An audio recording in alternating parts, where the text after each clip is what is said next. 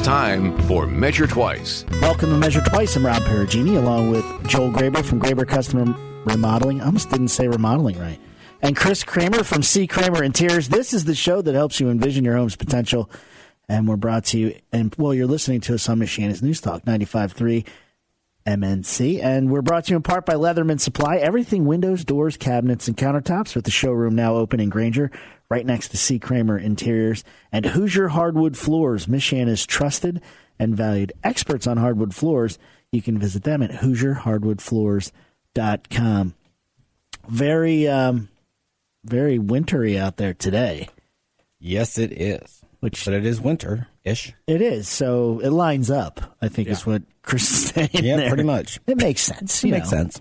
I feel like people kind of bring it inside this time of year. I think once we get like that weather where it's finally like, okay, it's going to be cold all the time, windy a little, snow. You know, this place, like in the Midwest, we're really good at staying outside until like this moment. But I think now it's over. I think everything kind of moves in. Like, you don't see people putzing around in the yard. Yep. You're not doing yard work and stuff this time of year at all, right? Oh, yeah, all year round. No, just kidding. No, I'm not. It's kind of like, thank God winter's here. The health doesn't. Yeah, exactly. There's a little bit of that, though, right? You take it inside. But I think that's pretty neat. You find out a lot about your house this time of year because you're in it again. You're kind of out of it, and now you're back in. You're all the way in. Yeah, you're hibernating. Yeah, if you don't like something, then now's the time of year that it's needling you every day. You know, like you're seeing it. But we've done this from time to time for this show. Hard segue.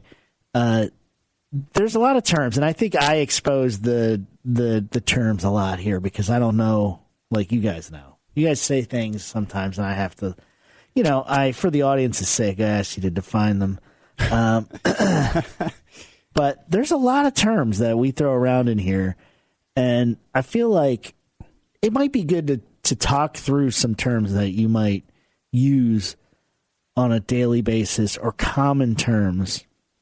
And maybe we get into some of the crazy ones a little later, but like some common terminology. If you're about to remodel your house or you're about to redesign something, some of the things you're going to hear that you might not just know what they mean, and not because it has nothing to do with ignorance or intelligence and everything to do with like, this is not something that you do every day. Right. But you guys, Chris Kramer and Joel Graber, every day in some form are using these, coming across these terms, and I hear them all the time. So that's kind of where I wanted to start. So before I got my trusty internet up with some terms, so I don't leave any out. But I guess, Joel, when you initially meet somebody to go over a property, like you're going to remodel something, what are some of the terms that come up that you can think of off the top of your head? I'll supply some, but off the top of your head,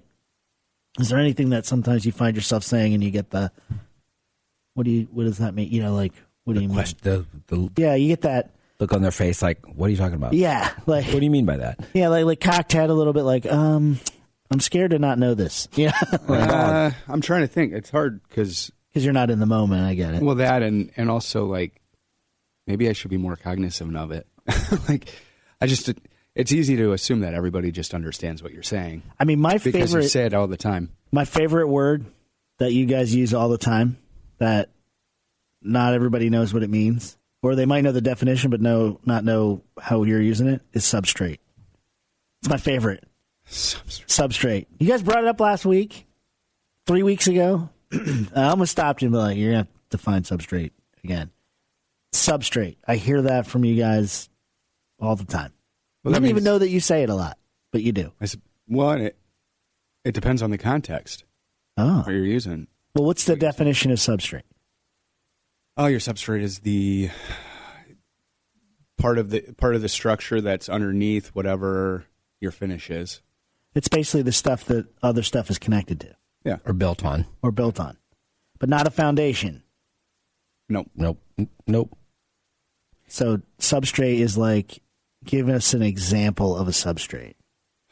If you're framing, it's your exterior sheeting is a substrate. Your sheeting for your roof is a substrate. Because things are hung on it. Yeah. Is there a design substrate? No. Not really. Mm-mm. That's more of a builder. Hey, Chris is the one that brought it up last week, by the way. Substrate. But yeah, I mean, we know what it is. We just it's not a common term for us. No, but you know what it is because you're. But we have to. They have to know because your design goes on it, right? So they have to understand it. Yeah. That's almost like, no pun intended, but it's a foundational type term that you might hear a lot. Mm-hmm. And I'm sorry, I didn't. No, you're fine. Enough. You might hear a lot if Right. you're designing or remodeling. But as designers, we have to know construction. Like, oh yeah, for sure. For And we sure. have to know the construction. I mean, we have to. If we don't, we are like, right. kind of questions whether or not you should be on that project. Yeah, you gotta you have to be able to ask some of the questions on behalf of the customer sometimes. Or when Joel's communicating to me, I have to know what he's talking about. I mean, it's not like he can say substrate, and I'm looking at him going, "What the heck?" Like, what are you? I've never had that. I've never had that. No, Is that a disease? my substrate's cleared up nicely. That's funny, but that's one of those terms that is kind of a term that's going to come up a lot. You know, like Yeah, right? I mean, a lot. Not every because day. you do. I mean, you have choices within that. That's where I was going. That's bingo. That's what I was talking about. Because the substrate can affect the price, time, Longevity. quality, longevity. Right. It's like, for example, he's building a shower. He's putting the right substrates in for the shower. Right. If you use some, because there's all kinds of different materials you can use. Right. So It's kind of one of those things that a builder can cut a corner. Could. Right. Oh yeah, they could use. I don't want to say substandard, but they could use a lesser quality or a lesser. What I'm thinking of is back in the day when they had the green board for your for shower. Yeah. That never holds up long term. Do they even make that anymore? They not really. Well, they make stuff for wet areas, drywall for wet areas, but it's not green board necessarily. But not for you like- don't use that though. I would never use it in a shower. That's what I'm. But some would. I know. Yeah. I'm just saying. And that's a less expensive. and it's not long. It's just definitely not long term. Definitely. Definitely not. How do you know when you're just? I know we're on a tangent now, but that's our job. How do you know when your green board is bad? How would you know if it's behind the scenes? You know. Well, typically, so like if you're looking at a tile shower and you continually get mildew, or but most people are like, oh, it's moldy. It's typically mildew. Still not good for you. No, and it's still slimy. and it's unsightly. You know you have mildew when it's slimy. That means whatever's behind it is harbor. It's holding water one way or another. Cement board is not meant to keep water out either. It will drain. Right. It will still hold a certain amount of water, and so you have drywall or cement board behind, you're going to get mildew.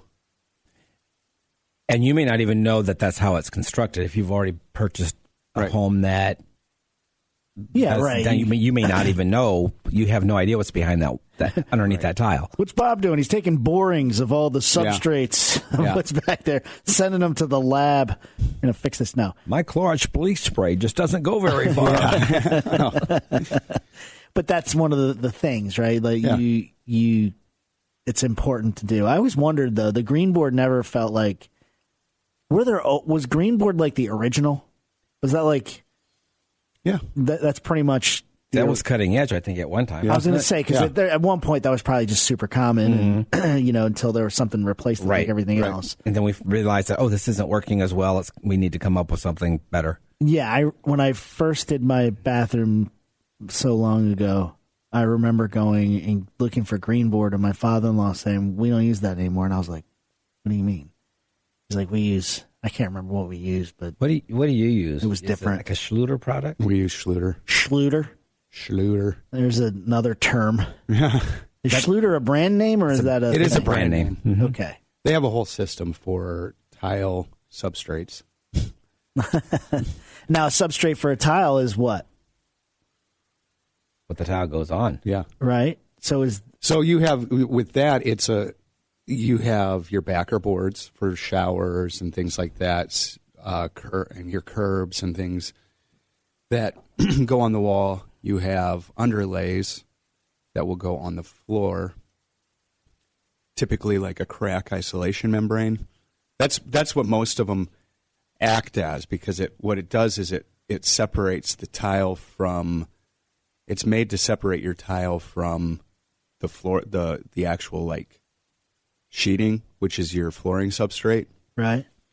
So it won't move with the floor, and then you have far less cracking.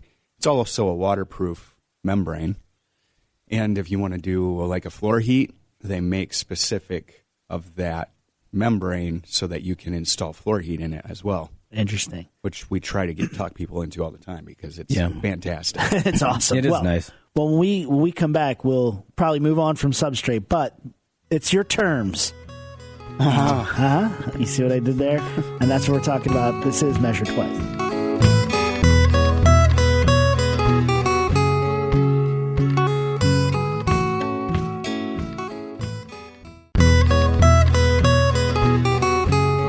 Welcome back to Measure Twice. I'm Rob Perugini, along with Chris Kramer from C. Kramer Interiors and Joel Graber from Graber Customer Modeling. Did you see the little down home I put on that? Yeah. Did you see that little Pepperidge Farm remembers? I threw on Oh, that gosh. thing there? That's still around? I think so. I think so. This is Measure Twice, the show that helps you envision your home's potential. And you're listening to us on Michiana's News Talk 95.3 MNC. We're brought to you in part by Leatherman Supply. Everything windows, doors, cabinets, and countertops, with a showroom now open in Granger, right next to C. Kramer Interiors and Hoosier Hardwood Floors, Michiana's trusted and valued experts on hardwood floors. You can visit them at HoosierHardwoodFloors.com. Yeah, Pepperidge Farm remembers. Remember that? Remember, you used to get their pamphlets every year this time for, the gift baskets or the gift boxes. I don't think that. Do they have that end anymore? I don't I'm not think sure. so. Nobody do that anymore. You can still get Pepperidge Farm cookies and all that stuff. Can you? Yeah, Yeah. they're still there. I did not. They used to have stores, and Yeah, like malls and whole- stuff. Yeah. Well, like Cracker Barrel used to be a store. Oh, before it became a restaurant? Well, it still is. It's a re- you could go in the mall and get like sausages and Really? at a Cracker Barrel? yeah, You could do it at Pepperidge Farm, too. yeah. there Back used to in be the day. I Pepperidge do Farm. remember that. Yes, Back in the day. Of course, they had Fannie Mae then, too, so. I Cookies? remember Fannie Mae. is that Fannie Mae? Candies. Candies. Remember? Oh, they're mints. They're meltaways. So I know them only as cookies. Are those still good? Are those still around? I don't know. Huh. I don't know. The Fannie Mae mints. But they used to have Check that out. they're called meltaways. Oh, so good. Meltaways. They're chocolate mint. Now I'm gonna have to. I'm not gonna look them up this instant, but I'm definitely gonna over the break. They're little. Yeah. They're like a little square, and they were green and milk chocolate. Like an Andes mint? Kind of, but thicker and Bigger? bigger. There's So good. There's people in the audience going, I want to know how to remodel. I don't want to know how to. Now, or either that, or they go, where do I get it? Yeah. I think that's the latter. I think you're right. I think that's what they're going to do. I'm gonna Google this. Joel almost, Joe almost fell off his chair. That was close. I'm just so excited about these. Are you This an is one of- old-fashioned candy kind of guy? Yeah. Like when you go into like a 5 and dime or something? I you love get- like pulled toffee, taffy, and all that stuff, and caramels, and I remember this time of year when I was a kid, the hard candy, the Christmas candy, like the ribbon. And Yeah, right. Like, you don't see that anymore. oh, that's still around. But you have to go special places. Probably like See, I live in Amishville, so that stuff is still. I thought you meant like a white van next to been following you. Anyway, this guy's looking for their puppies have the best candy. It's weird.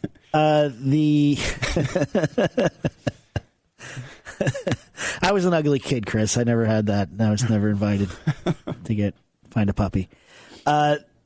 No, the Christmas candies that your grandma would have out, and you'd pick the top one, and they would all come out. yeah, because they were. oh, yeah. They're all stuck together. You had to kind of pound them. You have like a.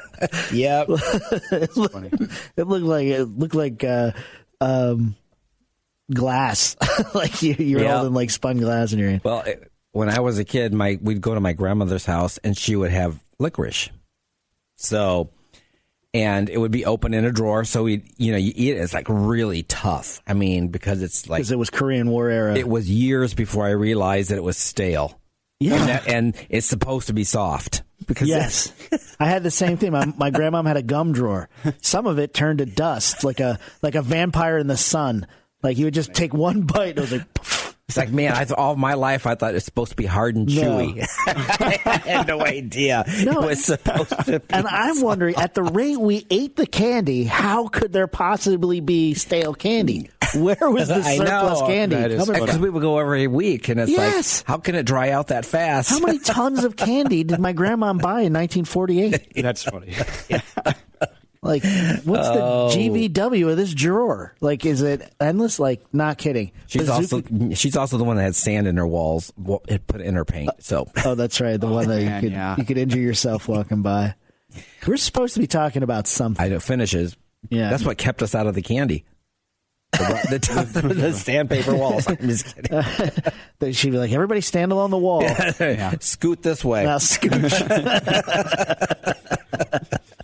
That's pretty funny. And you like the licorice nobody likes. I'm a black licorice guy. Oh, I like black licorice.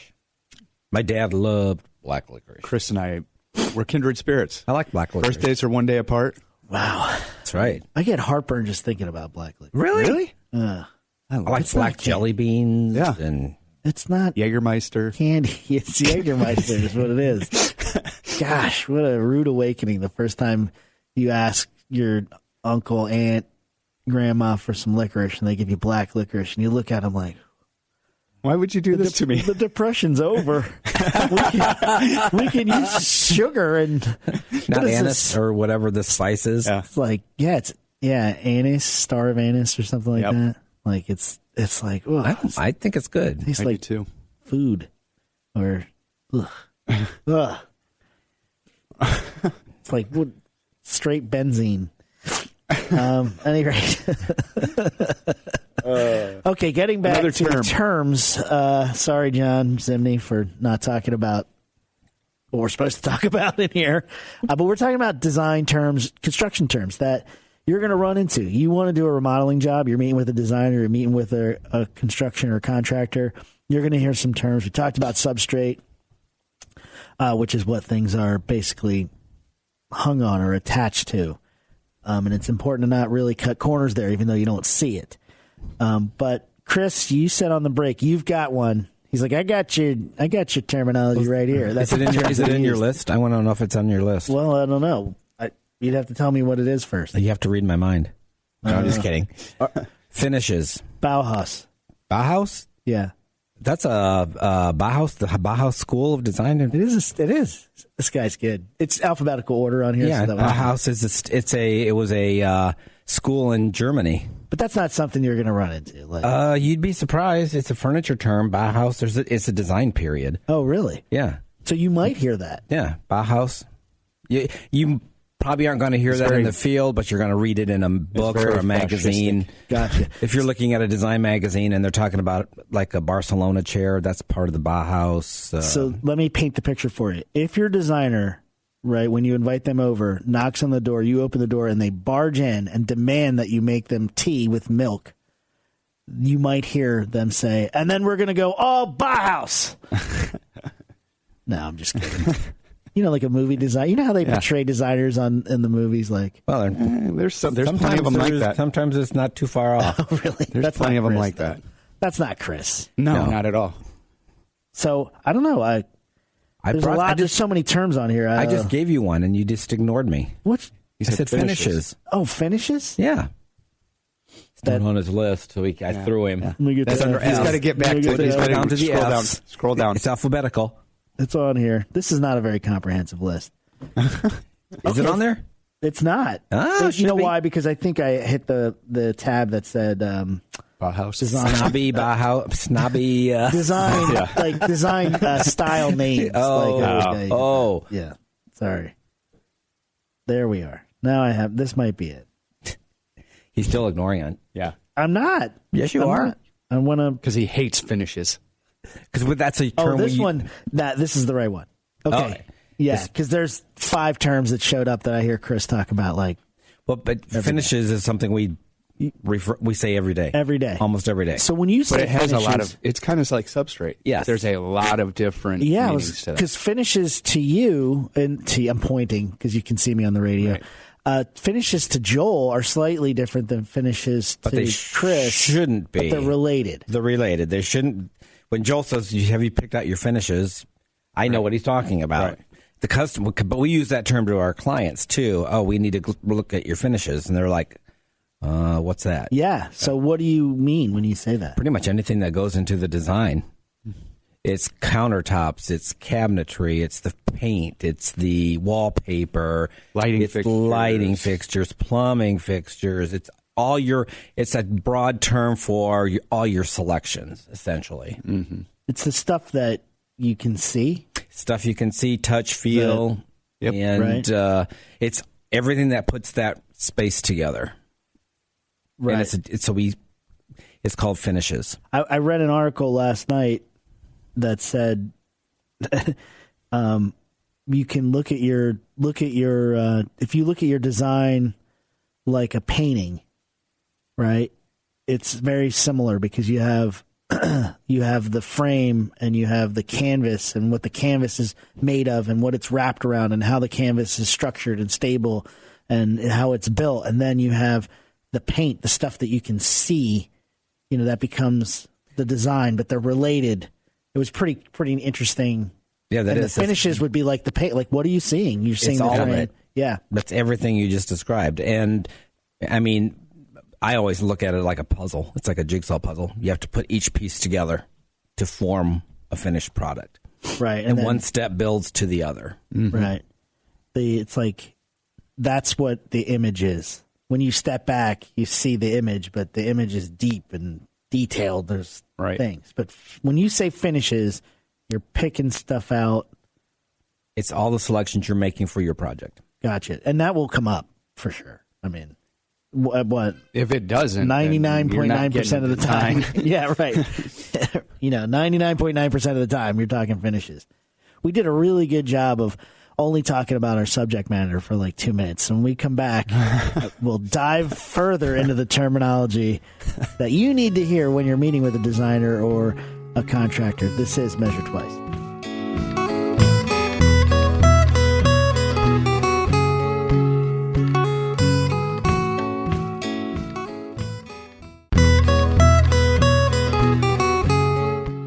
Welcome back to Measure Twice. I'm Rob Perugini, along with Joel Graber from Graber Customer Modeling and Chris Kramer from C. Kramer Interiors. Again, with the down-home inflection. This is the show that helps you envision your home's potential, and you're listening to us on Michiana's News Talk, MNC, 95.3 MNC. We're brought to you in part by Leatherman Supply, everything windows, doors, cabinets, and countertops, with the showroom now open in Granger next to C. Kramer Interiors. And Hoosier Hardwood Floors, Michiana's trusted and valued experts on hardwood floors. You can visit them at HoosierHardwoodFloors.com. We're doing our best to talk about terms that you might need to know when you're talking to a contractor or a designer when you're ready to make a move on your house or start talking through doing some work. We're doing our best to talk about it. Just don't bring up candy, because then apparently we'll just start talking about it it. sidetracks us. We talked about substrates. We talked about finishes. Like two of the most important words, right? Finishes. You hear those a lot. Yes. Yeah. What else? What is, Joel, do you have any curveballs before I dive into? I honestly, this is actually a good thing to talk about, because I oftentimes don't think about the fact that people don't understand my lingo. Well, we forget because we use it every day. Right. You're right. Now, when you try to look up construction terms, you get it's either so technical that if you're talking about this with a customer, you really would know that you need to explain it. Right. Like if you pulled up, I just had it and I scrolled past it so fast I can't find it now. Mm-hmm. Like a JOC, a job ordering contract, right? Like if you're, like when you're dealing with your excavator, Right.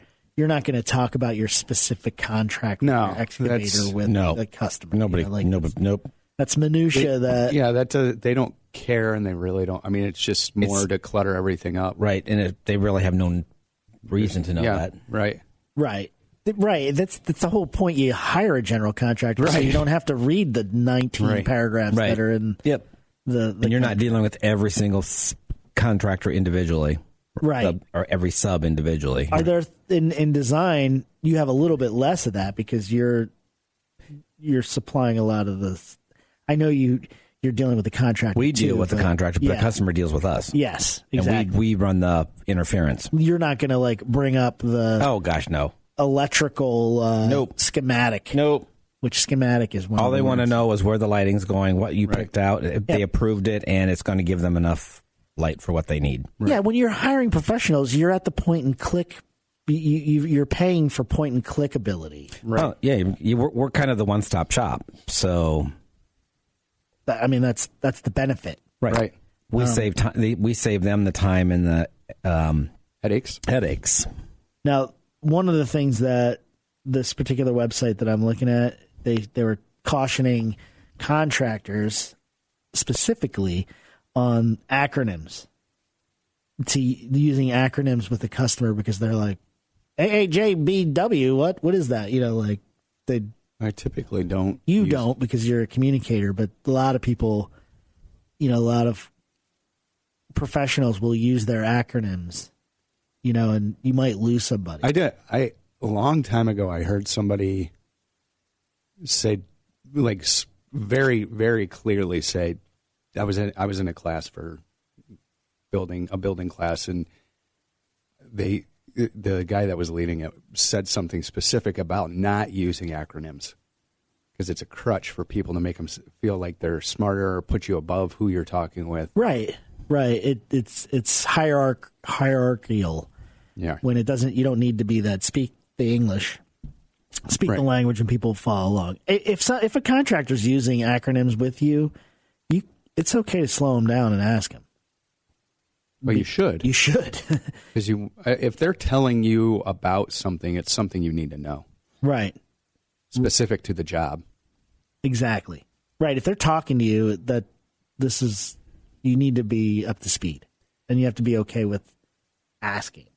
Right? Wouldn't you agree with that? Well, I was just thinking what he said about the acronyms and not being talking over people, because it's the same thing with us. We're used to general terms, but if a customer comes in and uses a different term, we don't correct them. We continue the conversation using the terms that they use. In other words, we never say no, we don't correct and say no, it's supposed to be this. Right. You just go with the flow. We go with the flow. Yeah, right. We just yep. A little bit of even if it's like, redefinition. oh, I can't say that word, but I'll do it anyway. Yeah. That's really funny because you could create you could create a glossary all you want. You don't expect a customer to. Nope. That's not. If they had to read and memorize your glossary, then they don't need you. Like that's one of the things they're paying a professional for. Right. I see a word on here that I've never heard you guys say, but I think it's a funny word. Can't. CANT, not CAN''T. Can't. Yeah, That's a term? To me, it's like an old English term, but it's on this front page of construction terms, and it's an angled surface line of a building commonly used in Baroque architecture to create an uninterrupted feeling of architectural design. A cant. It's basically a slant. Yeah. Like if something is on a cant. Yes. I've never heard anybody really say that, but it's kind of funny. That's like, I don't know if that's a Typically, when we talk about that, it's like, you're going to say angle. we want to get this out of there. Right. Your house is canting. We need to do something about that. My point is that. What do you mean you can't? We only use that in the negative term. But it's funny because I, Googled terms and I'm doing what somebody would do. Mm-hmm. And this is like front page. I'm like, well, that one's pretty uncommon to be on. I don't know how that one made the front page. That is we not probably use front angle. page there. But Blueprint is front page. change order. I was going to bring that up. 'Cause Change order, something that you'll That's a good one. Yeah. When we sign contracts, I go through change order and explain what it is and how it operates. So let's talk about that. What is a change order? Change order is any work that was unexpected. So, it could be a couple of things. In remodeling, you'll run into things that you just don't know are there. All right, Chris? Hold on. Sorry. We need to get Chris some scuba gear so he can finish his I tried to breathe that in there. Went down the wrong way. So change order is any change. And it Unexpected could be a homeowner changes their mind or adds something. Typically, it's an ad. And it's typically in writing. It's always in writing. Always in writing. And it has a number attached to it. Right, because it's kind of like It's separate from the quote. Yep. Of your original contract. Right. Right. It can replace things that are on the original quote. Correct. Yeah. It can be in addition to. It can be an act of nature that comes up. And it's just, it's a form of communication so that the client and the contractor know that they've communicated and that there's a price difference that's... And or a time difference. Yep. Right. Because that's a big deal, too, is being able to communicate that this is going to cost us this much more time. Because that's a cost also of the job. Well, it changes another term, which is the all-in rate. All-in rate, something we don't typically hear, but it's in my old profession, we would hear all-in rate all the time for commercial jobs because that would be the bottom line number at the bottom of the contract. That's the all-in rate. Well, that will change with change orders. Right. A change order from that moment on can change everything from that moment on. Like the domino effect, right, of it. But I think a healthy way to look at a contract, any contract, but specifically with a designer or a contractor, is don't look at a contract like it's a prison. It's a communication document. That's really what a contract is. It's the total communication, right? Like the final communication. It's meant to be able to help everybody understand what is going on. What is the scope of work? What are the expectations for both parties? Right. So that you can have a smooth operating project. The less wondering, the better. Yeah. Right. And that's it helps you prepare for things that you don't know. And there are no surprises at the end. It's a good footing, if you will. Is that the next term? That's one of the terms. That is something the that F people. department. That is something people will ask about. What exactly is your footing, or a footer? I thought I had that wrong. I thought a footing was. I thought the footing was the concrete that was poured under stuff. No, I know. I'm wrong. Well, what's your definition of it? The footing? Yeah. Well, I pointed again like I'm not. I don't know on the radio. I wasn't sure where you were pointing. Hey Joel, what is a footing? I didn't know who he was. In 20 seconds. I know I pointed low too. It was the worst. Yeah. But when we come back, let's talk about a footing because I don't think you can do it in 15 seconds. No. I don't think so. No. You didn't accept the challenge, though. I've got two. What'd you say? I've got two. He's got two. I've got two left footings on the dance floor. Okay, when we come back, more terms. This is Measure Twice.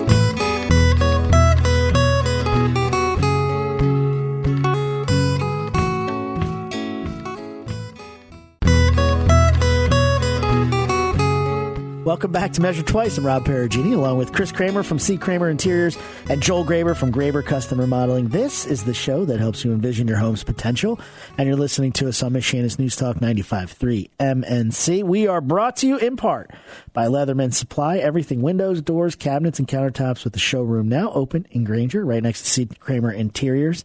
And Hoosier Hardwood Floors, Michiana's trusted and valued experts on hardwood floors. You can visit them at HoosierHardwoodFloors.com. We're talking about the terms of your life. No, the terms that you might hear when you're talking to a contractor or a designer that hey, look, we don't know we're not in the business all the time.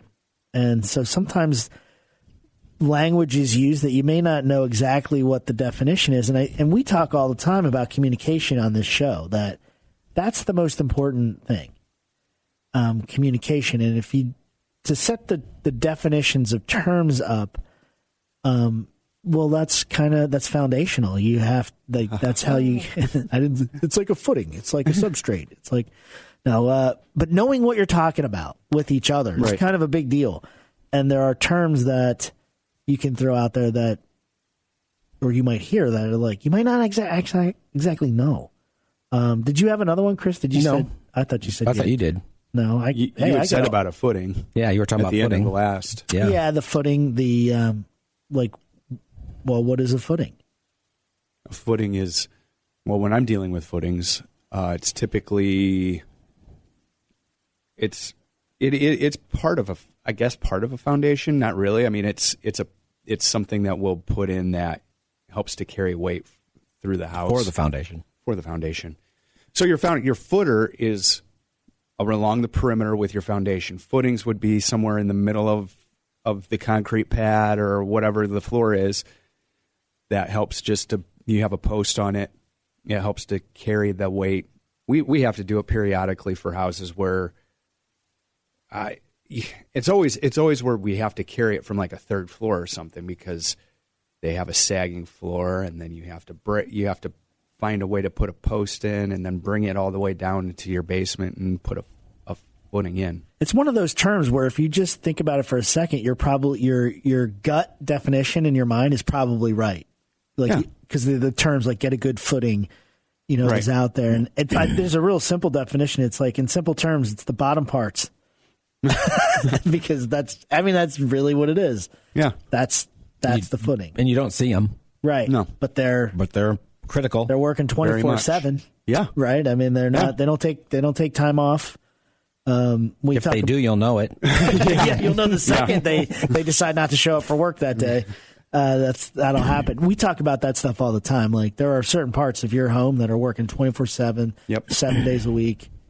Your roof, your foundation, footings, your floor. Yep. If any of them decide to retire, Yep. you know it immediately. Yeah. Oh, yeah, trust me. No. Chris especially knows. I definitely know what that means. Let's see. I am going through these are in alphabetical order, so I'm going to scroll because I don't want to just use A and B terms. Here's one. I don't know. I've never seen this word before. But we'll play Stump the Band for Chris. HYGGE. HYGGE. HYGGE. Heeg? Oh, and it's not opening for me. It's because it doesn't exist. Yeah, it's not real. That's a made-up term. That's not real. Punch list. That's a real term. That's a real term. That's a real term. That's an important term. Yep. I think most people know what that means, though. Yeah. That's when you're at the end of the job, you're kind of Walking through and pinpointing. All the little pieces, parts and pieces that need to be finished. right. Tone. Tone? Yep. The tone of your voice? Tone of color. Tone of color? We don't use that term, though. Tone, No. What term do you use? hue, the different hues of color, but never use tone. There's one. Zoom background. I don't know what that means. What? Yeah. Zoom background. Oh, Zoom. That's what's behind you when you're on a Zoom call. Oh, well, I kind of thought that for a second. I thought, well, maybe it's something means something else. I've heard the term Zoom room now. I have a Zoom room, and it's like, So that means everything's in its place and your Yeah, it's backdrop, everything is correct. And Right. You can sit in there without any pants and be concealed. Joel unless, can. unless you stand up. Yeah. Yeah. There's a lot of that going on where people are like, oh my goodness, I'm still in my pajamas. When you talk about scale, so you each talk about scale, right? That has multiple meanings. Yeah. Joel, when are you most likely to talk about scale with a customer? It's for us. It's either the scale of the project, meaning like the size and scope, or it would be a scale on a blueprint. It's typically Chris, So we're talking about scale. That's when it would come up for us. So we use a scale for blueprints, but for me, scale means how something is balanced in the space. the scale. The scale. I knew there'd It's be not- like a little bit of different because scale can be spatial, right? Right. Yeah. And you're saying you would not have giant pictures on small walls. Correct. Or I'm trying to come up with something that makes sense. I'm working on one now where we did a CAD drawing of a tile layout, and just looking at the tiles individually, you're thinking, oh, they'll be fine. But when you put them on do a scale drawing, it's like, ooh, I'm not sure I like the combination together because it felt like too many small things. So Right. to me, it's out of scale. It's out of proportion. And that makes sense. So there's two different kinds of ways to look at it. Yeah. Yeah, and scale, and we use like scale drawings, which you do too, which means that they're in scale, so we can figure it out. Actually figure it out. Yeah. If it's not on scale, it's really difficult to work a plan. Yes. So proportion and scale are really Yeah, proportion is kind of the same thing. It's proportion is, again, is that sofa too big for my room? We have to make Right. sure it's proportional. right. How about mood board? Mood board. It used to be a presentation board. That's where you put together all your finishes on a board so that the client can see how everything works together. But a mood board now is you get on the computer and you can Is it a picture of the room? it's not a picture of the room. A mood board is I don't know how to describe it. Like presentation of all the finishes? presentation of all the finishes on a board. So a mood board is like, oh, this is kind of the feel you're after. So I'm going to kind of pull these different images and put them together on like Publisher or whatever. We use it all the time. So you might ask a customer to come in with a little bit of a mood board of their own, like from they'll send you Pinterest their or something. Pinterest boards, Yeah. and then we can kind of. What I like is with the technology is you can now go online, download it, put it on an actual board. All your finishes, you can put your furniture selections, everything on a mood board. Right. How about lamp? No, I'm just kidding. Was on here. So I was like, that's fun. Nobody buys those anymore. Lamps. I'm just kidding. Lamps are a thing. They're all the- roaring back, right? Thank you so much for listening. This has been Measure Twice.